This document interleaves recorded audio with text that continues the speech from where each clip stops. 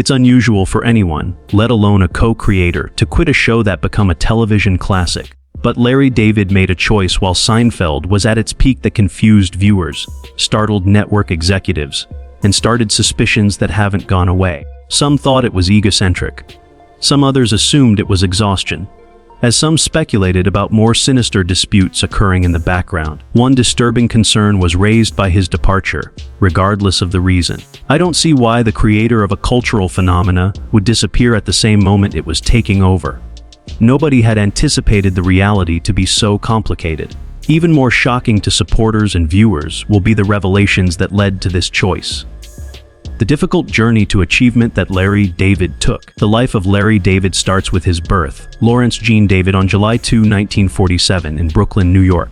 Much of his character and outlook came from his formative years spent in the borough.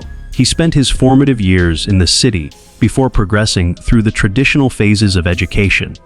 However, those years were not in the spotlight. Attending Sheepshead Bay High School, he embarked on his teenage years in the 1960s. There were no big clues that he would go on to become a major force in television comedy writing at the time. However, the complex and multi-faceted world around him provided him with inspiration that he would subconsciously draw upon. Following his high school graduation, he followed the conventional wisdom and enrolled in college. I am applying to the University of Maryland. He was able to broaden his perspective after relocating from Brooklyn to a university outside of the city. He persisted in his studies despite lacking the confidence and notoriety that would come to be associated with him. He earned a bachelor's degree in business and history in 1970. When taken together, these fields point to an individual who is curious about the world and wants to know how things function, while also having a feeling of purpose. The kind of work he would have in the future was still unclear, though. Even after earning his degree. After finishing college, he devoted his early adult years to responsibilities and daily survival rather than leisure activities. He was an active duty U.S. Army Reserve soldier in the early 1970s. The commitment's shackles of discipline and duty stood in stark contrast to the freewheeling, creative path his life would ultimately follow. In addition to his military service, he also worked odd jobs to make ends meet. Before venturing into the unpredictability of comedy, he worked his way up in the real world by working as a store clerk and taxi driver. Despite their lack of glamour, these professions were representative of what many aspiring entertainers endure before they discover their true vocation. Larry David started to immerse himself in the world that would shape his reputation in the mid to late 1970s. He began doing stand-up comedy in nightclubs around New York. At the beginning of his dedication to the entertainment industry, he moved from regular job to performing on stage. He started experimenting with his stage presence, comedic timing and concepts in these little places. Living in a place where everyone is so demanding and critical made the process that much more difficult. But such performances laid the groundwork for his humorous outlook and writing style. Slowly but surely, they paved the way for his first legitimate job in show business by introducing him to other artists. In the early 1980s, he got his big break in television. He joined the cast and crew of Friday's and ABC sketch comedy show from 1980 to 1982. He was able to gain screen time and access to writer rooms with this opportunity. Instead of performing stand-up comedy in bars, this was his first opportunity to frequently appear on television. He honed his timing, sketch ideas, and comprehension of the collaborative nature of television humor through his Friday performances and writing sessions. It bolstered his credentials and put him in touch with other influential people in the sector. His writing for Saturday Night Live in 1984 was a major turning point in his career. He was a member of the writing staff from 1984 to 1985. However, his sketches were mostly unaired. Due to the fast-paced and competitive nature of the show, not all of his writing would be viewed, which could have discouraged him from continuing. But it was at this time that he learned the ins and outs of the mainstream television comedy industry. The exposure and expertise put him in a circle of experts who were molding the cultural tone of the period. Even though his material was not widely featured, reconnecting with comedian Jerry Seinfeld in the late 1980s was a watershed moment in his journey. The New York City comedy scene was where the two had first crossed paths.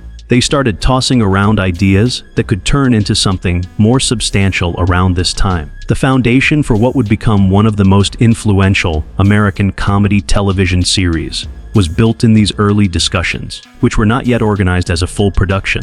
Seinfeld was co-created by Jerry Seinfeld and Larry David for NBC in 1989. Larry David's career reached a turning point thanks to their partnership. The show's tone and concept were built around their common sense of humor and observant manner. An audience that loved Seinfeld's offbeat take on daily life started to grow as the show went into production and early airing. Larry was elevated to the status of a major creative force in television and a writer after the show's launch. He was the show's head writer and executive producer for the majority of its run, which began in 1990 and ended in 1998. During this time, he had a profound impact on the show, shaping its tone, pacing, and themes. Characters, plots, and the meter of the show's speech were all influenced by his decisions and writing style. Behind the scenes, Larry David was heavily involved. Even though Jerry Seinfeld was the main attraction on screen, the subsequent success was due entirely to the new creative path laid out over these years. As a result, acknowledgement came next. For his work on Seinfeld, Larry David received 2 Emmys in 1993, one for Best Comedy Series and another for Best Individual Accomplishment in Writing. His work's popularity and quality were both emphasized by these accolades. Additional evidence of the show's singularity in television history was provided by these elements. The Emmys validated his skill as a writer and his capacity to create shows that were well received by critics and viewers alike. He entered a new chapter of his career after departing the show as it was winding down. Larry David, Curb Your Enthusiasm, a 1999 HBO mockumentary, was written by him. After his time on Seinfeld, he decided to do something more personal with this mockumentary. His character, a fictionalized version of himself, would navigate events with a tone and structure different from scripted television, as he presented the idea in it. In 2000, he returned to playing a fictionalized version of himself with the start of the HBO comedy Curb Your Enthusiasm. This was the turning point in his creative career. His work evolved from that of a writer into that of an actor, showcasing his ability to combine improvisation with storyline notions in a way that was less stilted and more organic than the typical sitcom. The show's concept and sincerity made it stand out right away. An immensely popular and critically acclaimed series, Curb Your Enthusiasm ran for many seasons in the 2000s and 2010s. The show's popularity demonstrated that his creative instincts could propel it beyond the realm of conventional network television. The show's unique approach, which was based on uncomfortable realism and everyday tension, allowed it to sustain its reputation. Larry David cemented his position in modern television humor with his persona, which became an integral aspect of its popularity. He made a brief hosting comeback to Saturday Night Live in 2009 and had an appearance in Whatever Works, directed by Woody Allen. In addition to maintaining his visibility in film and television, these appearances gave him the opportunity to showcase his flexibility in a variety of roles. Hosting and acting together demonstrated that his voice and charisma were still in demand by the business, even when he wasn't involved in any direct creative endeavors. Larry David was once again in the spotlight from 2015 to 2017 when he played Bernie Sanders on Saturday Night Live. Both the likeness and the performance garnered him high marks from critics and introduced him to a new generation of viewers who were more familiar with his work in modern comedy than Seinfeld. Guests like him became iconic to that era's political comedy on the show, and his imitation was well received. He received numerous Emmy nominations in the 2020s for his sustained work as both a producer and an actor on Curb Your Enthusiasm, a show that has endured despite the cutthroat nature of the entertainment industry. It was clear from the ongoing acclaim that his work had not lost its touch with reviewers and audiences. His career hadn't faded, but rather changed, since he continued to write and act well into this decade. Concerning Larry's problems and arguments, the difficulties associated with Larry David's character and style of comedy grew in tandem with his creative impact. There was tension under the surface of Seinfeld's success that he encountered even as the show was climbing the ratings. When he became angry about people's opinions on the show's tone or direction, he would often storm off the set. Conflicts arose because of competing demands for artistic control and the approval of the network. Although not particularly shocking or controversial, his willingness to withdraw during uncomfortable situations betrayed a more systemic tendency of unease with compromise. Executives who valued more traditional storytelling styles often clashed with his dedication to his comic vision. A deeper truth about his character and aesthetic was revealed by this friction during the Seinfeld years. conventional wisdom held that he was not always prepared to compromise. His reluctance to water down his viewpoint persisted throughout his career. He discovered a more liberated platform when he made Curb Your Enthusiasm. However, increased monitoring accompanied that liberty. Viewers believed the humor went into awkward or improper terrain on occasion, and the show frequently used situations that tested the boundaries of societal taboo. Stories that dealt with sensitive topics including religion, sexuality, disability, and political satire were more likely to face backlash. Discourse surrounding specific episodes demonstrated the polarized nature of public opinion, with some praising the show's audacity and others viewing it as callous. Holocaust plots, Islamophobic allusions, and stereotypical portrayals of Catholics or Jews were some of the most hotly contested aspects. Reactions ranged from praise for bravery to criticism of irreverence, since the subjects were not handled with the usual humorous sensitivity. He stoked debates about the appropriate boundary for humor by injecting it into delicate historical and cultural topics. Although these responses did not halt the show's run, they further cemented his image as an artist, whose work did not necessarily resonate with all viewers. Beyond the realm of scripted television, his public character sparked criticism. Although not everyone agreed with his portrayal of Bernie Sanders on Saturday Night Live from 2015 to 2017, it did bring him renewed prominence. Although many were impressed by the impersonation's wit and realism, others saw it as partisan or even mocking. He became entangled in a larger discussion about interpretation and influence, which is a delicate balance to maintain in political comedy. His performance attracted a large crowd, but it also opened the door for unexpected responses based on political identity. His remarks in interviews and other public places have, on occasion, sparked controversy, in addition to his television performances. Some people are angry with him because of his comments regarding atheism and Jewish identity. Topics of personal and community importance were occasionally treated with the casualness and dismissal that these remarks deserved. His forthright demeanor and quick wit were not always well suited to non-scripted comedic roles.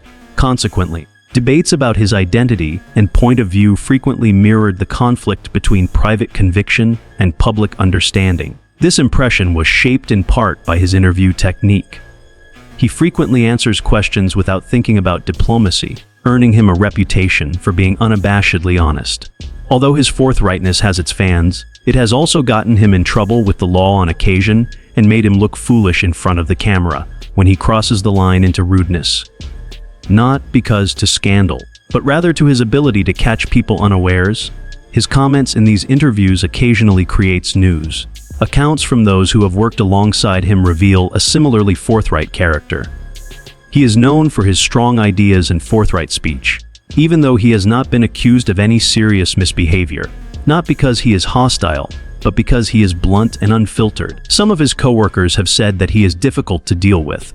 Even while there have been no major accusations, rumors of friction persist. On the contrary, it demonstrates how, even in the absence of overt conflicts, individual variances in personality can influence workplace dynamics. When working on creative projects with him, several people had to change their expectations because of his direct style. Comedy Central's Seinfeld becomes a worldwide sensation, while Larry David's creative conflicts and personal scandals brought attention to the complexity of his work. The series that characterized his career also had its own story of slow ascent and long-lasting influence. A look into Seinfeld's backstory reveals how a combination of creativity, determination, and timing created a sitcom that would change television forever. Its launch was uncertain, and its success took time. Rather, it developed gradually as Jerry Seinfeld and Larry David collaborated to create a notion that was completely unique to television. In 1988, they started developing a concept for NBC that revolved around a stand-up comedian's routine and the people he interacted with. They avoided using dramatic narratives or typical comedy setups in favor of focusing on the mundane, everyday things that people do. This course of action laid the groundwork for what would later become one of the most groundbreaking comedies in television history, even though it was not immediately apparent at the time.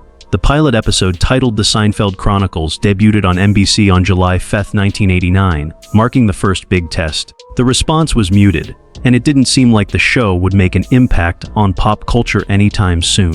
Viewers needed time to adjust to the show's unique brand of humor and the idea of a storyline devoid of a compelling protagonist. antagonist, or overarching plot point. At first, NBC was hesitant to carry the show since they weren't sure it would be successful. However, after seeing the pilot, they decided to keep the door open instead of canceling it after only one episode. In 1990, NBC authorized a condensed first season with just 4 extra episodes. The show's name was simplified to Seinfeld, to better reflect Jerry Seinfeld's stand-up persona. Therefore, the name was abbreviated. The show has very little time to establish itself, with only a few of episodes to do so. Because of the reduced time commitment, the show was able to develop naturally, and the characters became more distinct as a result. The network's cautious vote of confidence and acknowledgement that the show might thrive given additional time to develop led to the decision to continue. Season 2 aired in 1991 and viewership started to rise. The audience warmed up to the show's observational tone and the increasing chemistry among the ensemble members. As Jerry, George, Elaine, and Kramer grew into well-rounded characters, the program drew nearer to its signature tone.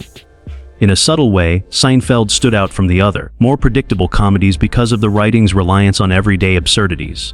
Season 3, which debuted in 1992, continued the rising trend with episodes that quickly became reviewer and fan favorites. Parking garage and library stories demonstrated how even the most ordinary settings may be developed into compelling episodes while maintaining a consistent pace and sense of humor. Triumph after triumph helped the show solidify its identity and garner more viewers. Seinfeld went from being a high-risk experiment to a serious contender in the television landscape by season's conclusion. Season 4 began airing in 1993, and the show's popularity skyrocketed. The show's standing as a top comedy was reinforced by its Emmy Awards and increasing popularity. Once tone deficient, the show about nothing moniker is now a distinguishing feature. The creators and actors didn't try to avoid the term. Rather, they embraced it, which let the show stick to its observational manner without shame. There was a considerable increase in cultural prominence the next year. A phenomenon, Seinfeld had become by 1994's 5th season. Fans began using terms like yada yada, spongeworthy, and double dipping in everyday speech after the show's popularity. One of its defining characteristics was its capacity to synthesize common speech patterns into striking arguments. The show's popularity led to higher expectations, but it maintained its quality by consistently delivering episodes that were both humorous and well-written, with an emphasis on the characters. Seasons 6 and 7 continued the show's success into 1995 and 1996, solidifying its position as a seminal sitcom on television. Even though he left the show at the conclusion of Season 7, Larry David continued to be an influential voice in the program's writing and tone during this time. A significant change in output occurred after his departure. Still, the groundwork he helped lay was solid enough to carry on. The series maintained its style and structure, and his writing continued to have an impact even after he left. The 8th season, with new producers at the helm, debuted in 1997. Despite a change in leadership, the show maintained its dominant ratings position. By that point, the actors had become well known, and the audience had gotten into the groove of the stories. Viewers from all walks of life have consistently shown an affinity for comedic pieces that center on common social faux pas. Despite the fact that some viewers lamented Larry David's departure, the show continued to dominate ratings and had a significant cultural impact. The 1998 season was the last. After 9 seasons of consistent growth, the series finally came to a close with Season 9. The series finale received around 76 million people when it aired on May 14th. There have been very few television series finales that have garnered as much attention as that one, and it was one of the biggest in network history. Because of the series' pervasive influence, the finale marked a watershed point in popular culture. While the show was still popular after its cancellation, the choice to stop it actually made it more famous. The unspoken problems with Seinfeld. The ascent and longevity of Seinfeld cemented its position in entertainment history, but as time went on, the show's less than seamless elements were also brought to light. Modern audiences and reviewers have viewed it through a retrospective lens, which has sparked fresh discussions about representation and substance and brought attention to debates that have shaped its legacy. The lack of diversity in the main cast of the show is one of the most common criticisms. Over the course of the show's 9 seasons, very few characters from ethnic minorities had recurring parts, and the majority of the cast was white. While few people questioned the show's casting choices when it first aired in the 1990s, critics and viewers, looking back on the show's run, in the most diverse city in the world, have pointed out the wasted chance for more varied representation. The investigation of specific plot points, including comedy connected to identity, culture, or social groupings, occurred concurrently with the diversity concern. Some viewers felt that the show used overly stereotypical or exaggerated characters or scenarios in some of its episodes. Some characters, such as those portraying immigrants, the elderly, or the LGBTQ community, were portrayed in a manner that contemporary viewers may find insensitive or too basic. While the show's signature tone of social awkwardness and self-absorption served as a framework for most of the humor, critical examinations of specific depictions have been conducted. Jokes that were funny back then aren't always considered funny now. Reason being, standards surrounding representation have evolved considerably since the show's initial airing, and not necessarily due to deliberateness. The 1998 series finale was another watershed event that sparked widespread discussion about the show. Audiences and critics were divided despite the fact that nearly 76 million people watched the last episode. Rather than letting the four main characters off the hook, the series finale put them on trial and brought up all the people whose lives they had impacted in the past. The show's massive popularity was evident in the ratings, but not everyone was a fan of the last episode's tone or structure. While some fans were hoping for an emotional payoff or a satisfying conclusion, others thought the notion was in keeping with the show's usual tone. Events that transpired subsequent to the series' 1998 finale further complicated the public's impression of it. After utilizing a racial slur at a stand-up comedy performance in 2006, Michael Richards, who played Kramer, became the subject of widespread criticism. Although Richards received public apologies and faced heavy criticism, the act had repercussions beyond his own life. The event prompted several viewers and critics to revisit Seinfeld and reevaluate its comedy and cultural significance, due to his intimate affiliation with the show. As to why Larry David left following season 7. Although discussions over Seinfeld's legacy have developed over time, a major alteration to the program occurred during its peak while it was still popular. The surprising decision to step down after season 7 was made by Larry David, who had influenced the show's tone, structure, and humor from behind the scenes. Both the show's creative process and the public's perception of his impact were transformed by his departure. His voice, storytelling cadence, and literary instincts were integral to the series, even though his name wasn't in the title. Thus, his departure was more than just a shift of people. It marked the end of what many viewers have called the best time for the show. In 1988, the show's creators Larry David and Jerry Seinfeld had a simple idea. They wanted to show how comedians get their material from real life. The idea, which had its origins in realism, gradually expanded into something far larger. But the characters' interactions and observations showed that the basic concept was still there. David had an impact as head writer and executive producer, but Seinfeld became the public face of the show. His hand was in crafting the show's unique comedy pace and character arcs, which set it apart from other shows on television at the time. As a reflection of David's comedic philosophy, the show's structure, which did not issue crisp moral messages or emotional wrap-ups, and tone were not typical of sitcoms of that era. The character George Costanza, who was inspired by Larry David, was a prominent way that his personality was kept alive. George felt unique and unexpected because many of his fears, idiosyncrasies, and emotions reflected David's real-life characteristics. Showrunner Jerry Seinfeld and comedian David Letterman collaborated to create a format unlike any other sitcom. This initially alienated viewers, particularly in the first few seasons, and made it hard for them to invest in the show. The odd tone, however, eventually became one of its strongest points. The uniqueness of the show became a cultural force as it garnered popularity and national attention, and the show's success was a direct factor in the events that led to David's departure. Season 7 of Seinfeld found the program doing very well, with huge audiences and regular noteworthy episodes. The pressure to maintain that standard, meanwhile, was becoming more apparent to Larry David. Still, he was worried that if the show ran on indefinitely, the quality of writing might suffer, despite his unwavering faith in the project's promise. After 7 years of supervising plots, characters, and comedy beats, he started to fear that there would be a shortage of content. A major component in his decision to leave was the fear that the show may get stale if it ran for too long. Keeping the show running smoothly was stressful, and there was also worry about the writing's future. Since you were the show's principal creative force, you were always under pressure to deliver. And as the show's popularity grew, so did the audience's expectations. The unstated goal of each succeeding season was to outdo the previous one. After years of making episodes that people really connected with, David could feel the strain starting to build. His choice to leave at the pinnacle, rather than wait for the show's quality to decline, was influenced by a mix of responsibility, expectations, and fear of creative exhaustion.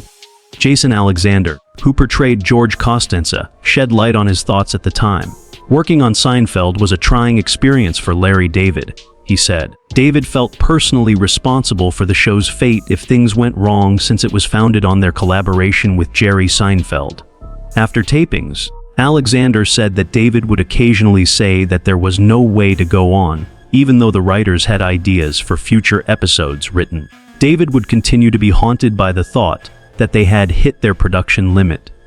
Even if they had planned out the season arcs, the constant and unsustainable pressure, in his opinion, stemmed from that reoccurring sensation. Despite receiving reassurances from others that the show was doing well, Alexander found that David continued to carry a heavy creative load inside. After 7 years of full-on commitment and substantial financial success, David finally felt he couldn't handle it. He was unhappy to stay on the show and watch its quality decline after contributing what he considered to be his best work.